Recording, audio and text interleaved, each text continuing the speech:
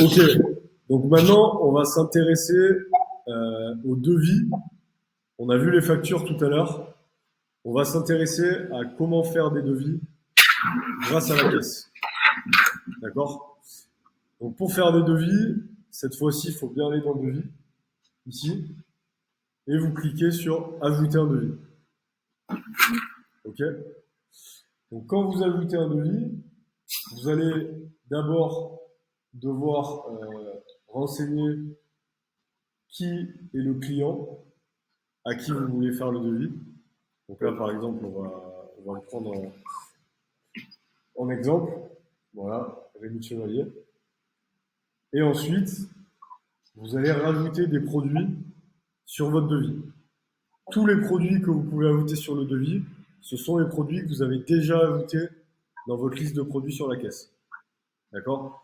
Donc, si il existe déjà la plupart du temps, ben là, vous allez juste taper son nom. Voilà. Donc là, par exemple, j'ai tapé coaching. Ben, si je tape CO, ça me sort tous les produits. D'accord? Voilà, par exemple, Coca-Cola, Pepsi. Et j'avais rajouté le coaching panel avec Ryan. Et si jamais le produit n'existe pas, vous pouvez créer un produit manuellement avec le bouton plus ici. D'accord?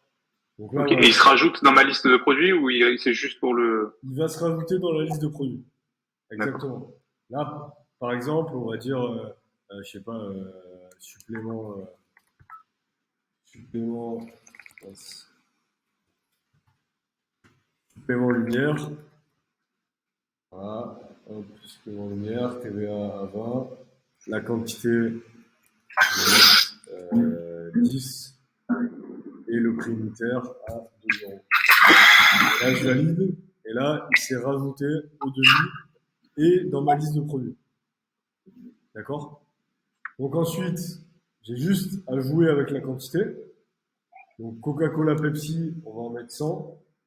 Et on va mettre 20 heures de coaching avec Ryan. Donc comme vous voyez, tout vient se modifier en temps réel. D'accord? Et Ouais. je peux mettre une note ici pour rendre mon devis plus professionnel. Par exemple, bonjour monsieur Hugues, comme convenu,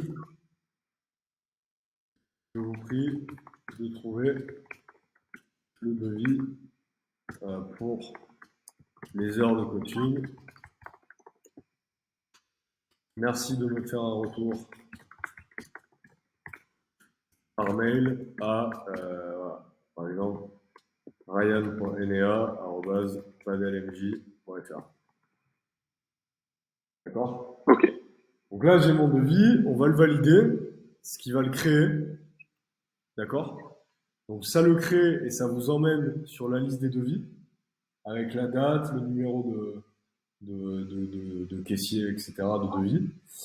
Et en cliquant dessus, ben, je peux le consulter. D'accord? Et je peux le télécharger en PDF si je veux l'imprimer derrière. D'accord? Ça, c'est vraiment si je veux pas l'envoyer par mail et je veux l'imprimer.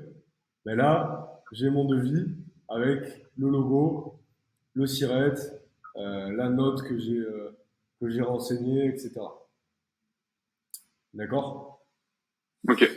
Si jamais je souhaite l'envoyer par mail, je vais utiliser le bouton action. Je vais faire envoyer le devis par email. Et là, je vais renseigner l'adresse mail du client. Et après, j'ai plus rien à faire. L'objet du mail se met automatiquement. Le mail s'écrit automatiquement avec mon logo. Je fais envoyer par email. Et là, je vois que le statut est envoyé. Et si je vais sur les mails de cette personne, alors là, je vais vous le montrer. On voit qu'ici, j'ai reçu le mail avec le devis en pièce jointe. Ok. Ok? Donc ça vous Et là, évite. le mail qui était prêt, on peut modifier s'il y a envie de modifier les certaines choses ou pas? Alors, les phrases qui est écrit là. excuse-moi, j'ai pas bien compris ta question. Quand tu as fait envoyer par mail, tu sais, ça t'a sorti le mail qui était préécrit. Est-ce qu'on peut modifier ce qui était préécrit? Alors oui, oui, c'est juste, voilà, je te montre pour te permettre d'aller plus vite. Mais ici, tu peux modifier. Ouais, ok. Non, non, mais Voilà. c'était juste au cas où on a besoin de. Ok, Voilà. ok, Ici, tu peux modifier, insérer ce que tu veux, des liens, etc. Ok? ok, Voilà. parfait. Donc les devis, les achats et les transferts, je vais pas vous le montrer aujourd'hui parce que c'est pas forcément, euh, on va dire, pertinent. Ce qui est important de savoir, c'est dans les paramètres. Donc ici, vous allez pouvoir modifier un certain nombre de paramètres. Donc déjà, la première chose que vous pouvez modifier, c'est le logo qui apparaît sur les devis, les factures, etc. Donc ici, on peut faire changer le logo. Et là, vous pouvez parcourir le logo en respectant la taille de l'image maximum, c'est-à-dire 300 pixels de largeur et 150 pixels de hauteur. Vous allez parcourir et vous allez pouvoir choisir une image. Donc voilà, ça c'est, vous pouvez le modifier comme vous voulez. Ok, Et ensuite, vous pouvez dans paramètres système paramétrer un certain nombre de, voilà, de paramètres, notamment la langue, la TVA par défaut lorsqu'on crée un produit, on peut mettre TVA 20, la devise, voilà. Ça, après, je vous déconseille de trop y toucher parce que c'est quand même quelque chose d'assez pointu. Donc on a les paramètres système et surtout, le plus important dans paramètres, ce sont les touches d'action. D'accord?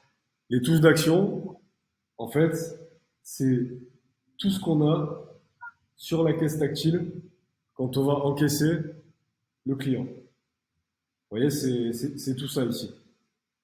D'accord? Donc en fait, ça permet d'encaisser un client. Par exemple, là, si je veux lui encaisser une carte de 20 sessions, je vais dire que je veux qu'il paye en cash. D'accord? Donc là, je l'ai encaissé.